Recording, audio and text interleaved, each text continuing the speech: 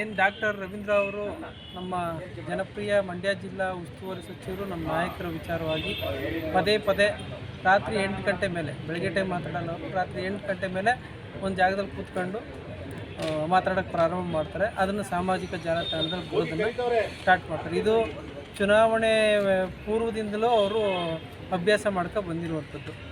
ಅವರು ಚೆಲ್ಬಣ್ಣವರು ಇದನ್ನು ಮೊದಲಿಂದನೂ ನೆಗ್ಲಿಜೆಂಟ್ ಮಾಡ್ಕೊಂಡೇ ಬಂದರು. ಬಿಡಪ್ಪ, ಏನಿಲ್ಲ, ನಮ್ಮ ಪಕ್ಷದ ಕಾರ್ಯಕರ್ತರಾಗಿದ್ದಂಥವ್ರು, ಹಾಗಾಗಿ ಅವ್ರ ವಿಚಾರಕ್ಕೆ ಯಾವುದೇ ರೀತಿ ಜಾಸ್ತಿ ಮನ್ನಣೆ ಕೊಡೋದು ಬೇಡ ಅಂತ.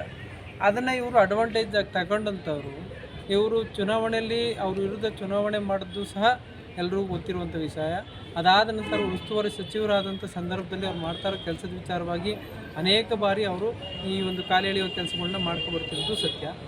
ಈಗ ನಿನ್ನೆ ದಿನ ಅವ್ರು ಏನು ಮಾಡಿದ್ದಾರೆ, ಒಂದು 8 ಗಂಟೆ ಸಂದರ್ಭದಲ್ಲಿ ಕೂತ್ಕೊಂಡು ನೀಟಾಗಿ ಒಂದು ಪಾರ್ಟಿ ಮಾಡಿದ್ದಾರೆ, ಏನು ಮಾಡಿದಾರೋ ಗೊತ್ತಿಲ್ಲ. ಅದಾದ ನಂತರ ಇವರು ಈ ಒಂದು ತೇಜೋವಧೆ ಮಾಡುವಂಥ ಕೆಲಸವನ್ನು ಮತ್ತೆ ಪ್ರಾರಂಭ ಮಾಡಿದ್ದಾರೆ. ಇದನ್ನು ನಿಲ್ಲಿಸ್ಬೇಕು. ನಿಮ್ಮ ಹತ್ರ ದಾಖಲಾತಿ ಏನಾದರೂ ಇಟ್ಟಿದ್ರೆ ಅದನ್ನು ತಗೊಂಡು ಹೋಗ್ಬಿಟ್ಟು ನಿಮ್ಮ ಏನು ಲೋಕಾಯುಕ್ತ ಇದೆ, CBI ಇದೆ, ಅಲ್ಲೋಗಿ ಕೊಡಬೇಕು. ಅದನ್ನು ಬಿಟ್ಬಿಟ್ಟು ಸೋಷಿಯಲ್ ಮೀಡಿಯಾ ಐತೆ ಅಂತಂದ್ಬಿಟ್ಟು ನಿಮ್ಮ ಇಷ್ಟ ಬಂದಾಗ ಬಾಯಲ್ಲಿ ಮಾತಾಡಿದ್ರೆ ಮೊದಲು ನಿಲ್ಲಿಸ್ಬೇಕು. ನಿಮ್ಮ ಹತ್ರ ದಾಖಲಾತಿ ಇದ್ದರೆ ಅದನ್ನು ಕೊಡಿ. ಸೋಷಿಯಲ್ ಮೀಡಿಯಾ ಇರೋದು ನಿಮ್ಮ ಇಷ್ಟ ಬಂದಾಗ ಮಾತಾಡೋಕ್ಕಲ್ಲ. ಒಬ್ಬ ಜನಪ್ರಿಯ ಒಬ್ಬ ನಾಯಕರ ಬಗ್ಗೆ, ಒಬ್ಬ ಉಸ್ತುವಾರಿ ಸಚಿವರು, ಜವಾಬ್ದಾರಿಯುತ ಸ್ಥಾನದಲ್ಲಿರುವಂಥ ವ್ಯಕ್ತಿ ಬಗ್ಗೆ ಮಾತಾಡಬೇಕು ಅಂದರೆ ಒಂದು ಗೌರವ ಕೊಟ್ಟು ಮಾತಾಡೋದನ್ನು ಕಲೀರಿ.